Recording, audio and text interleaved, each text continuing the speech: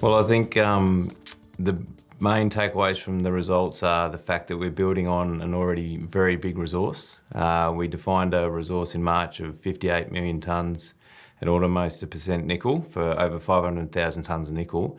And these results are from in-pit resource drilling as well as step-out and extensional drilling. So they're going to go a long way to extending the already resource, which is one of the biggest on the global scale.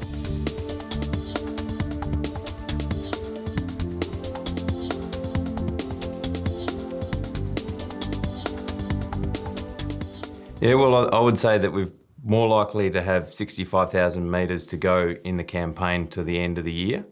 And not to say that we'll stop drilling at the end of the year.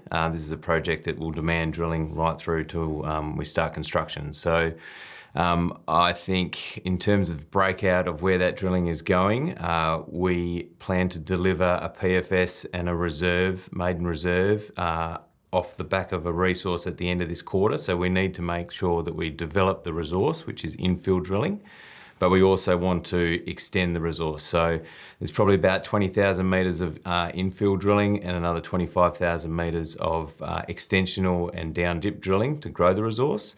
And that's from the diamond rigs. And then there's a further 25,000 metres of greenfields explorational drilling with the RC rig.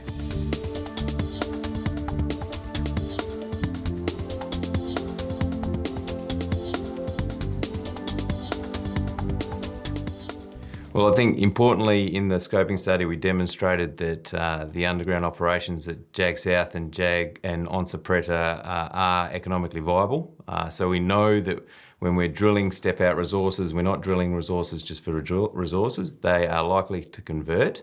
We have targets below the current stopes that we're running those optimizers, and our EM plates and the new structural model that the geologists on site have developed are allowing us to extend the underground resources. And we also think we're likely to see new underground resources come in from deposits like Jaguar Central.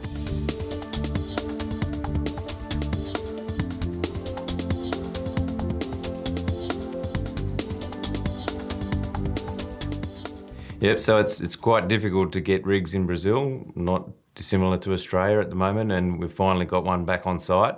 And that RC rig has 25,000 metres of drilling ahead of it, and most of that is regional exploration work. So within the project tenement limits, we've drilled over 300 holes, but only 10 of those holes are outside the current resource bases. So there's a lot of area with a lot of projects and prospects that are drill ready, and the job of the RC rig is to go out and test those. So there's 3 of the prospects are Tigre and Filhote and Leon that are all have a complete RC program designed, and they're ready to be drill tested.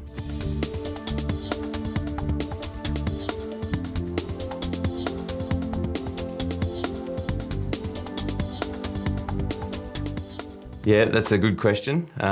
So we work with ALS Global, who is an Australian company and globally recognised as one of the industry leaders. And globally, they're having a lot of difficulty with lab turnarounds, and especially in South America, where rolling lockdowns have impacted their ability to process.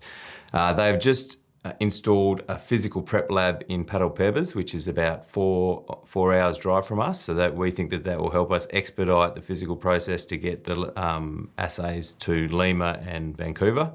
And all their labs as of last week are now back online. So although we had a tough quarter in terms of turnaround, we think that's going to improve.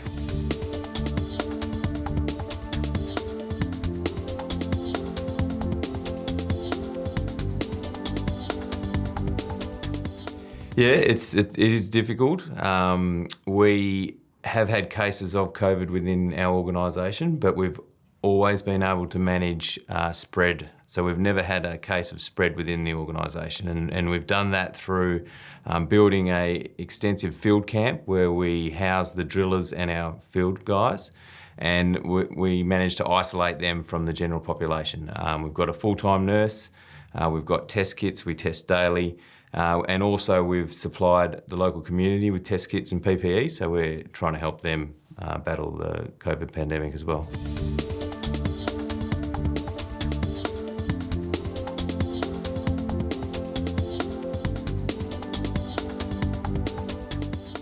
So the base case just assessed a conventional flotation process, and we were processing 200,000 tonnes of nickel a year for over a 10-year mine life at quite a low C1 cost of about $2.40. So it's a really good project in its own right. But what we're looking to do with the POX is take that concentrate and run it through a POX circuit and then produce a nickel sulfate. And that's the material that will be sold into the battery metal space. To do that, we need to look at additional capital costs. We also need a new mine plan and mine schedule, and that's being finalised, and we expect to complete the study by the middle of May. And that study will basically deliver the same amount of nickel per annum, but in a nickel sulfate product instead of the concentrate.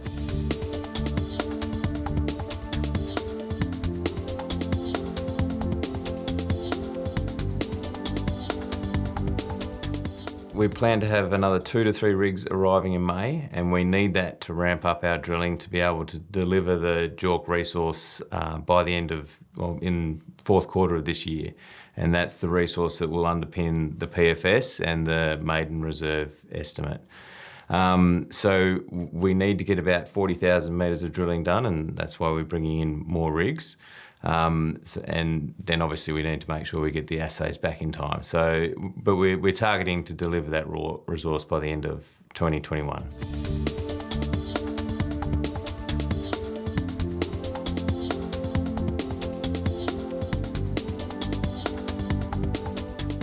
Yeah, absolutely. I think I said before, I don't think we'll stop drilling here until or even through construction. So to give you the sort of idea, at the mines at Valley's Sosago and Salobo mines, they're drilling at over 1,000 metres depth and intersecting massive copper gold sulfides. Obviously a copper system there, we're in a nickel system. So these are known to be quite deep plumbing systems. So down dip drilling we think is going to go on for quite some time, and the ability for us to use downhole EM and our structural model to target that high grade is really helping us out.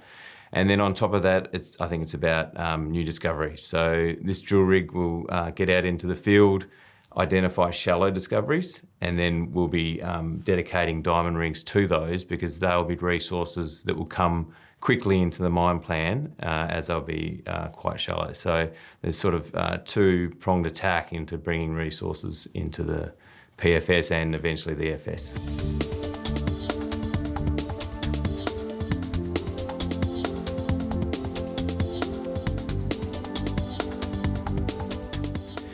So we've got plenty from the drill bit. So I said before we should have 7 to 8 drill rigs on site in May. So continuous news flow, provided that the assay labs play their part. I think also from the field we have completed all our environmental survey work, so we're in a good position to deliver our licence application for environmental licence and for mining licence, and that will happen in this quarter.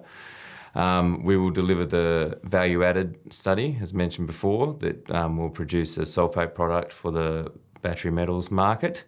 There will be continuous work on metallurgy and processing to try and optimise those routes. We think we've done a lot of work to PFS level already in terms of metallurgical work, so we've got quite a good head start there.